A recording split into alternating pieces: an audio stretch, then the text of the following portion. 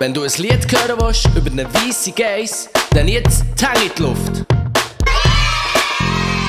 Dort hinten am Bergli, dort steht der weisse Geiss. Ich Hase wollen melken, doch der holt sie mir eins. Hole Duli, Duli, Duli, hole Duli, Duli, Duli, Duli, Duli, hole Duli, Duli, Duli, hole Duli, Duli, Duli, Duli, Duli. Muss man aufpassen, wenn man die Geissen sieht. Sie hat mir es gehauen.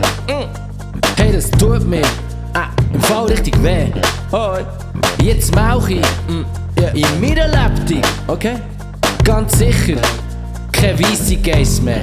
Neon Danuk, singt mit! Hole Duli, yeah. Duli, Duli, genau so. Hole Duli, Duli, Duli, Duli, Duli, hole Duli, Duli, Duli, mega. Hole Duli, Duli, Duli, Duli, Duli. Warte mal, komm mit! Hole Duli, yeah. Duli, Duli, ich mag ihn noch, ja. Hole Duli, Duli, Duli, Duli, Duli, hole Duli, Duli, Duli. Love it! Hole Duli, Duli, Duli, Duli, Duli. Autsch, mein Auge.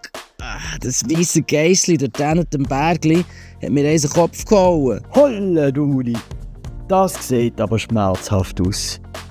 Warum hat sie das denn gemacht? Keine Ahnung, ich wollte nur nett sein und ein Geissli melken.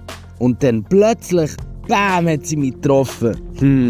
Vielleicht ist sie verschrocken oder hat halt einfach nicht gemolken werden. Die haben auch Gefühl, weisst? Ja, das stimmt. Ich habe sie vielleicht wirklich ein bisschen überrumpelt. Das nächste Mal bin ich im Fall vorsichtiger.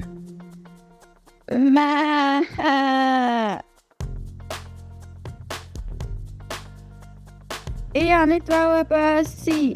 Mein Bauch ist kutzelig. Und als du versucht hast, mich zu melken, hat es so fest gekuzelt, der hat mich gerade bewegt. Oh, das habe ich nicht gewusst. Tut mir leid, dass ich dich gekuzelt habe. Ist schon okay.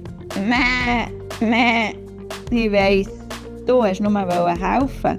Wir können Freunde sein, wenn du möchtest. Oh ja, das wäre schön. Wir werden in Zukunft besser aufeinander aufpassen. Merci, weisses Geissli, dass du uns deine Gefühle erklärt hast.